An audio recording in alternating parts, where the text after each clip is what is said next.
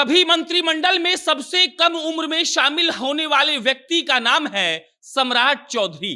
कभी लालू यादव के लाडले कहे जाने वाले व्यक्ति का नाम है सम्राट चौधरी। कभी जीतन राम मांझी के कैबिनेट में मंत्री पद की शपथ लेने वाले व्यक्ति का नाम है सम्राट चौधरी। और कहा जाता है कि भाजपा में जो नेता दूसरी पार्टी से आते हैं उनको 2-3-4 साल तक तो साइडलाइन करके रखा जाता है, लेकिन जो भाजपा में घुसता है महज 2-3-4 सालों के भीतर प्रदेश का अध्यक्ष बन जाता है, उस व्यक्ति का भी नाम है सम्राट चौधरी। वो सम्राट चौधरी जो कभी आरजेडी में सबसे कम उम्र में मंत्री बन गए तो हंगामा हो गया, और हंगामा इतना हुआ कि उनको इस्तीफा देना पड़ा। वो सम्राट चौधरी जो जब आरजेडी को तोड़कर 2-3-4 विधायक लेकर जदयू में गए तो नीतीश कुमार के इतने खासम खास बन गए कि जल्दी से उनको एमएलसी बनाकर मंत्री बना दिया गया। और वो सम्राट चौधरी जब नीतीश कुमार अपना मुख्यमंत्री का जो पद होता है वो जब जीतन राम मांझी को देते हैं, तब झटाक से सम्राट चौधरी ने अपना पाला बदला, नीतीश कुमार से अपना जो विश्वास है वो शिफ्ट किया जीतन राम मांझी पर, और जीतन राम मांझी की सरकार में भी सम्राट चौधरी मंत्री बन गए। और उसके बाद जब सम्राट चौधरी को लगा कि यहां बहुत झोल चल रहा है, तब सम्राट चौधरी 2018 में भाजपा में शामिल होते हैं, और भाजपा में शामिल होने के बाद उन्हें बनाया गया प्रदेश का उपाध्यक्ष, उसके बाद एमएलसी, उसके बाद विधान परिषद में नेता प्रतिपक्ष, और उसके बाद आज इस बात की जब घोषणा हुई कि सम्राट चौधरी बिहार भाजपा के प्रदेश अध्यक्ष हो जाएंगे, तब लगा कि सम्राट चौधरी की कहानी आपको सुनानी चाहिए।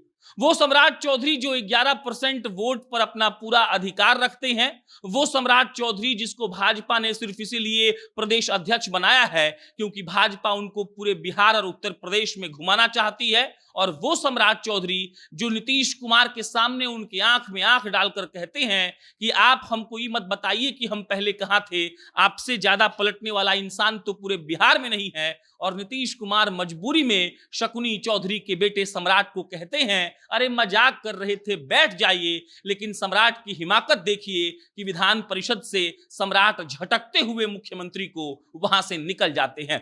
अब नमस्कार स्वीकार करिए, मेरा नाम प्रशांत राय है। हम आपको कहानी सुनाएंगे सम्राट चौधरी की, उस सम्राट चौधरी की जिसको भाजपा ने सरकार के गिरने के बाद इतना प्रमोट कर दिया है कि सारे लोग सम्राट चौधरी को नमस्कार नमस्कार कर रहे हैं। और सम्राट चौधरी भी प्रदेश अध्यक्ष बनने के बाद ये बयान देते हैं कि संगठन को मजबूत करना है और भाजपा को सत्ता तक पहुंचाना है। सम्राट चौधरी को हम पहली बार गोपालगंज के उपचुनाव में एकदम करीब से देख पाए थे।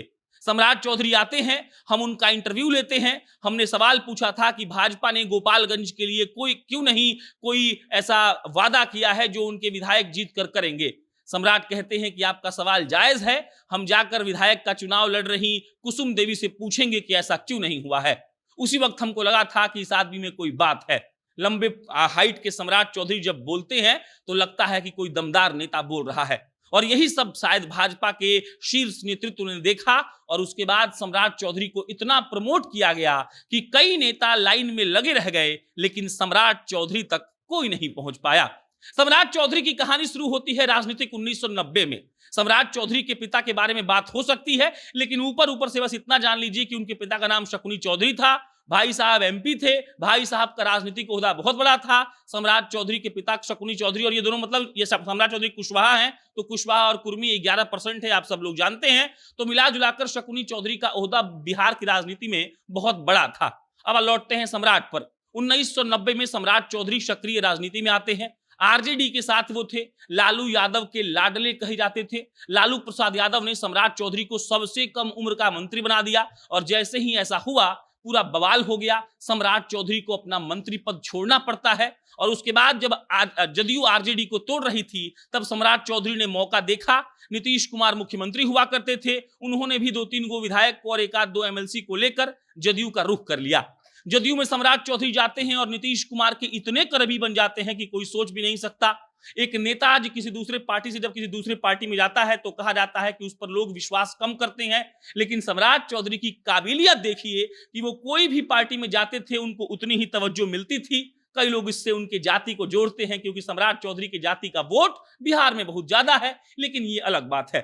सम्राट चौधरी जदयू में जाते हैं, जदयू में उनका स्वागत होता है, मंत्री पद मिलता है और उसके बाद मोदी विरोध में नीतीश कुमार मुख्यमंत्री की कुर्सी छोड़ते हैं, जीतन राम मांझी बनते हैं मुख्यमंत्री और सम्राट चौधरी वक्त की नजाकत को देखते हुए अपना पाला बदलते हैं और जीतन राम मांझी के साथ चले जाते हैं। सम्राट चौधरी को जीतन राम मांझी के सरकार में मंत्री बनाया जाता है और उसके बाद जब सम्राट चौधरी को लगता है कि ये सब यूं ही चलता रहेगा, तब सम्राट चौधरी जाते हैं भाजपा में। भाजपा उनका स्वागत करती है प्रदेश का उपाध्यक्ष बनाकर। उसके बाद वो एमएलसी बनते हैं, विधान परिषद में भाजपा के विपक्ष के नेता बनते हैं और आज के ऐलान के बाद सम्राट युग की शुरुआत बिहार के भाजपा की राजनीति में हो चुकी है।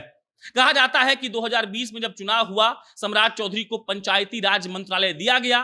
तब सम्राट चौधरी के खिलाफ थे नीतीश कुमार, क्योंकि नीतीश कुमार से बगावत करके जीतन राम मांझी को एक वक्त सम्राट चौधरी ने सपोर्ट किया था, लेकिन नीतीश कुमार की पार्टी की सीटें कम थी। नीतीश कुमार इस हालत में नहीं थे कि इस बात का विरोध कर सके कि किसको मंत्री बनना है और किसको नहीं बनना है। इसीलिए सम्राट को मौका मिला और सम्राट ने इसका भरपूर फायदा उठाया और जदयू को ये आईना दिखाते रहे वो कि सबसे बड़ी पार्टी भाजपा है। आज जब नीतीश कुमार बगावत कर चुके हैं, भाजपा को छोड़ चुके हैं, तब सम्राट पर फिर डिपेंडेंसी बढ़ी है भाजपा की और भाजपा सम्राट के बोलने के तरीके का, भाजपा सम्राट के जाति का, भाजपा सम्राट के सब कुछ राजनीतिक जो है उनका फायदा लेना चाहती है और इसीलिए सम्राट को प्रदेश अध्यक्ष बना दिया गया है। बाकी सम्राट चौधरी को जनता जंक्शन की तरफ से बहुत शुभकामनाएं। आप अपनी पार्टी और बिहार के लिए बेहतर काम करें, हम यही आशा रखेंगे। कहानी आपको कैसी लगी कमेंट बॉक्स में लिख के बताइएगा। बहुत बहुत धन्यवाद।